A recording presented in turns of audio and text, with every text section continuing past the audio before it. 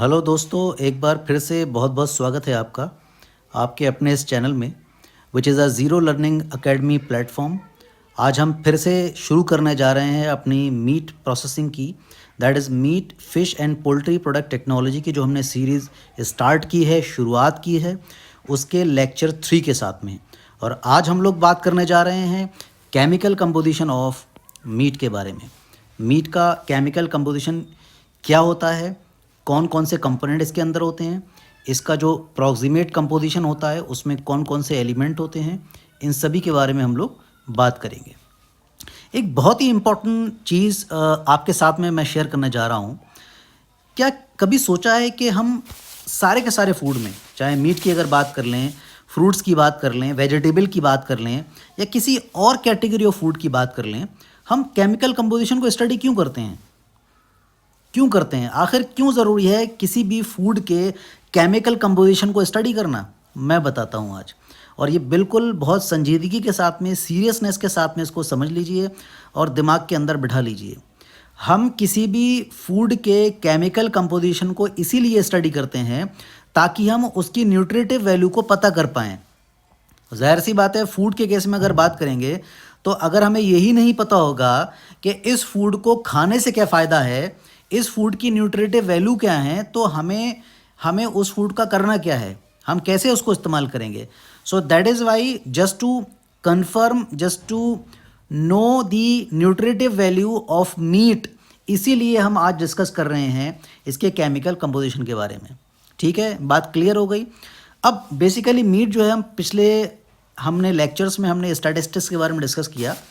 Meet के बारे में आज हम यहाँ से थोड़ा टेक्निकल डिस्कशन करने जा रहे हैं। मीट, आप लोग ये समझ लीजिए कि जैसे ही एनिमल की स्लॉटरिंग होती है, एनिमल को स्लॉटर किया जाता है, उसके बाद में जो मसल्स होते हैं हमारे, मसल्स का मीट में जो कन्वर्जन होता है, मतलब मसल से मीट बनने का जो प्रोसेस होता है, पोस्टमार्टम कुछ चेंजेस होते हैं। कौन से चेंज होते हैं? Postmortem changes. और पोस्टमार्टम चेंजेस का मतलब क्या होता है? एनिमल की डेथ के बाद में, एनिमल की जब डेथ हो जाती है उसके बाद में पोस्टमार्टम जो चेंजेस होते हैं, उन चेंजेस में जो हमारी मसल्स है वो किस में कन्वर्ट हो जाती है? वो मीट में कन्वर्ट हो जाती है। उसी मीट के केमिकल कंपोजिशन को आज हम लोग स्टडी करने जा रहे हैं। तो ये जो पॉइंट लिखा हुआ है इसको पढ़ लेते हैं। Meat is a muscle food, बिल्कुल सही बात है, मीट मसल फूड है। कंप्राइजेज ऑफ वाटर, पानी होता है इसमें, और ये कितना होता है? लगभग 65 से लेकर 75%, और ज़्यादा भी हो सकता है। ये टिपिकली इतना होता है। एज ए मेजर इंग्रेडिएंट तो पानी सबसे ज़्यादा होता है, इसीलिए वाटर क्या है? मेजर इंग्रेडिएंट है इसका। फॉलोड बाय प्रोटीन, उससे कम प्रोटीन होती है। और प्रोटीन का हमारा कितना, ये सब हम लोग डिस्कस करेंगे नीचे। पूरी की पूरी हमने टेबल, जो हमारा जो डेटा है हमने नीचे लिखा हुआ है। तो हमारी प्रोटीन कितनी होती है? लगभग हमारी प्रोटीन होती है 16 से लेकर 21% के बीच में, इतनी प्रोटीन होती है। फैट लगभग 2.5% के आसपास होता है। लगभग 1.5%, 1.2 के आसपास जो है कार्बोहाइड्रेट होता है। और मिनरल्स हमारे लगभग जो है ये होते हैं, विटामिन्स होते हैं। इसके अलावा हमारा नॉन नाइट्रोजिनस, जो नॉन प्रोटीन जो नाइट्रोजिनस हमारे कंपोनेंट्स होते हैं, वो भी हमारे अच्छे खासे 1.6 के आसपास होते हैं। ठीक है, तो यही सब हम लोग बात करने जा रहे हैं। और दूसरी इंपॉर्टेंट बात जो है, ये सेकंड वाला जो पॉइंट है ये बहुत इंपॉर्टेंट है कि जो केमिकल कंपोजिशन होगा किसी भी मीट का, टिपिकल मीट का जो केमिकल कंपोजिशन होगा, किस बात पर डिपेंड करेगा? वो इस बात पर डिपेंड करेगा कि भैया वो किस ब्रीड का है, स्पीशीज़ क्या है। अगर बीफ है तो अलग कंपोजिशन होगा, बफेलो है तो अलग कंपोजिशन होगा, गोट है तो अलग कंपोजिशन होगा, शीप है अलग कंपोजिशन होगा, पोल्ट्री है अलग कंपोजिशन होगा। बात समझ में आ रही है? तो स्पीशीज़ पर भी डिपेंड करेगा भाई साहब कि स्पीशीज़ कौन सी है, कांस्टेंट नहीं होगा। ठीक है, और अगर सेम स्पीशीज़ है, सेम ब्रीड है, मान लो बफेलो मीट की अगर बात कर रहे हैं, तो वो बफेलो ब्रीड जो है वो उसकी एज क्या है? ठीक है, एज क्या है उसकी, इस बात पर डिपेंड करेगा। एज के हिसाब से जो कंपोजिशन जो है वेरी कर जाएगा। एनिमल कौन सा, ये बात कर ही ली। सेक्स ऑफ द एनिमल, वो मेल है या फीमेल है, इस बात का भी असर पड़ेगा। ठीक है ना, तो ये तमाम जो फैक्टर्स हैं जो इस बात को डिसाइड कर रहे हैं कि मीट का कंपोजिशन क्या होगा, केमिकल कंपोजिशन क्या होगा। तो टिपिकली हम लोग बात कर लेते हैं बेसिकली। यहाँ पर ये मैंने थोड़ा सा बच्चों को समझाया तो लिख दिया था कि पहले के ज़माने से जो चला आ रहा था हमारा बैकयार्ड फार्मिंग। तो बैकयार्ड फार्मिंग हमारा क्या होता है, रूरल एरिया में जो मुर्गियाँ होती हैं, ठीक है, जैसे हम कहते हैं मुर्गी पालन। मुर्गी पालन हमारा क्या कहलाता है, बैकयार्ड फार्मिंग कहलाता है, जो शुरू से चला आ रहा है। अब तो शहरों वगैरह में नहीं होता है, विलेजेस में होता है, हालांकि वो धीरे धीरे वो भी ख़त्म हो रहा है, ठीक है। तो ये अब हम बात करते हैं बेसिकली कंपोजिशन के बारे में। तो इस पर एक नज़र डाल लेते हैं जो हमारा कंपोजिशन है। तो हमने बात कर ही ली है मोटे मोटे तौर पर कि हमारा जो कंपोजिशन होता है उसमें लगभग 65 से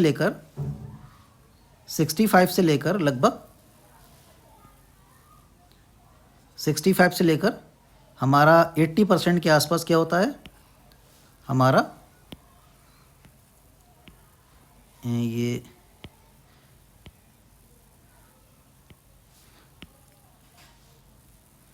एक मिनट, हमारा 65 से लेकर 80% हमारा वाटर होता है। और इसके अलावा हमारा जो एवरेज होता है वो हम उसको मानते हैं कि 75% होता है, ठीक है।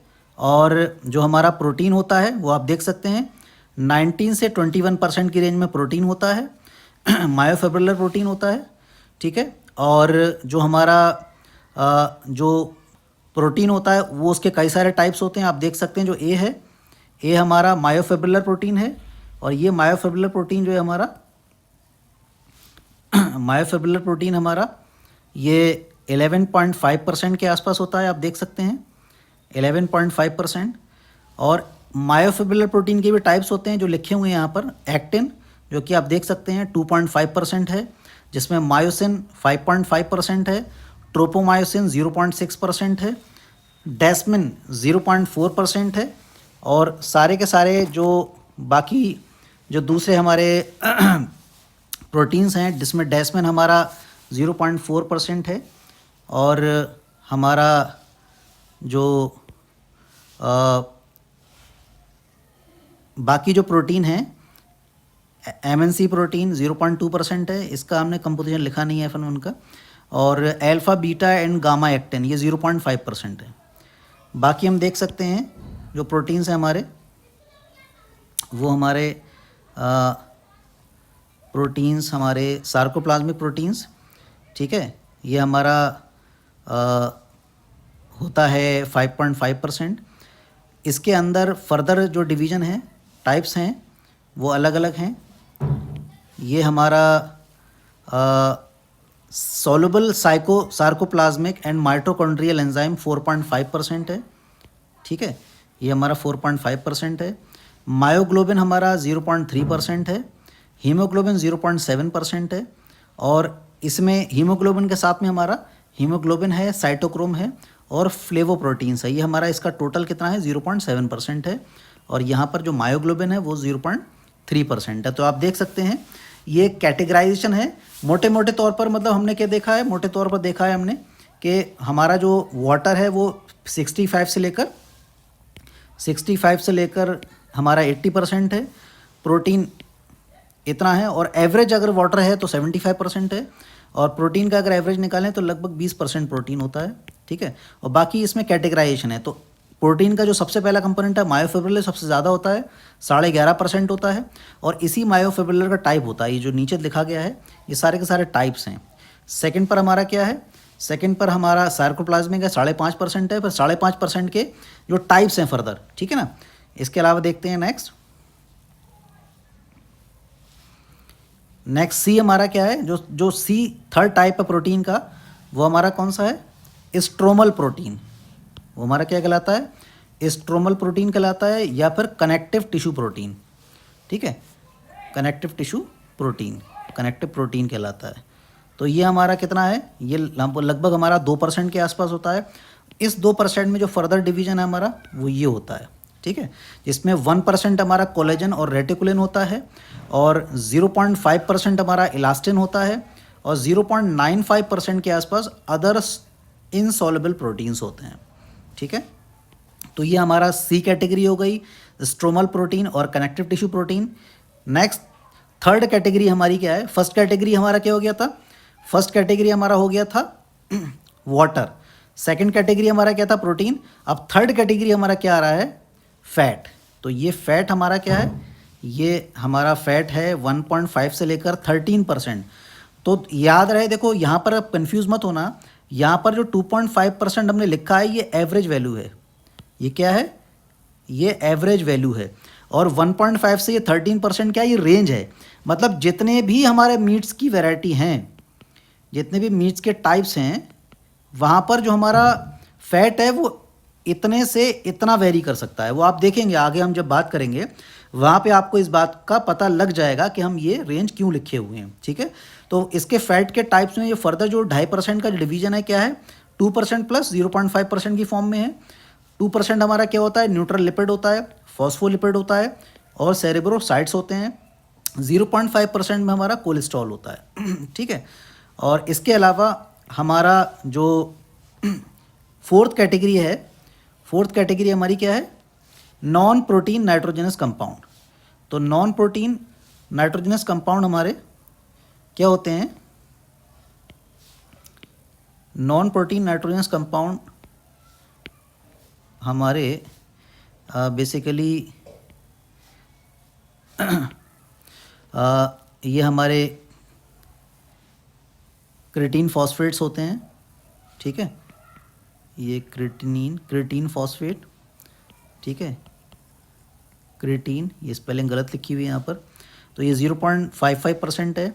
Free amino acids 0.35%, peptides again 0.35%, बाकी बचा हुआ 0.4%।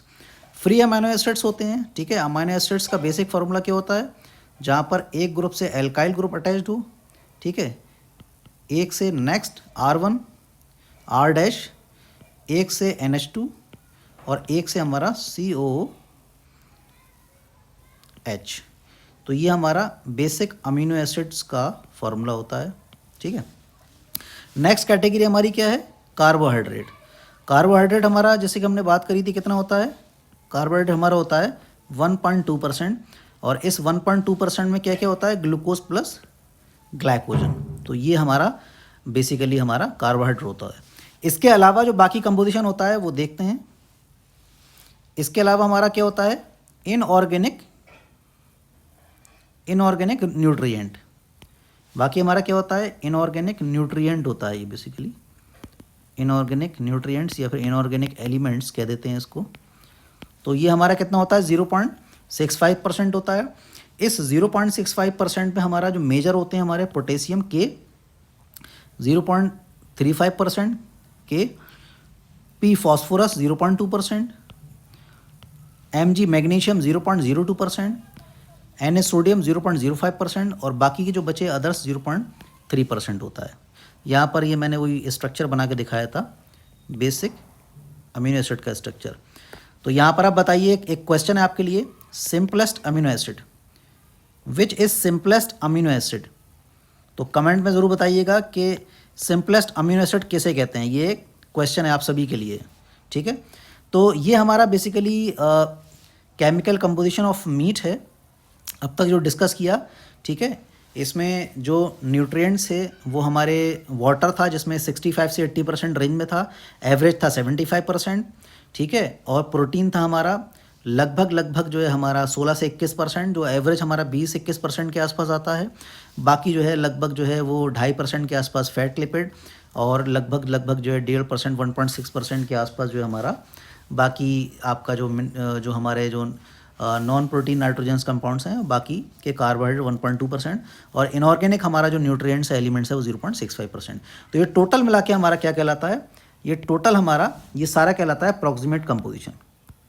ये क्या कहलाता है? ये प्रॉक्सिमेट कंपोजिशन कहलाता है।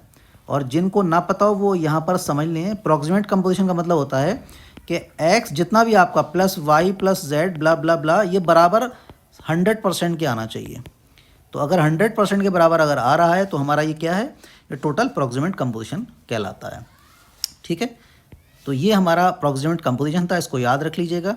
ठीक है, इसके अलावा हम लोग बात करते हैं meat composition of different species.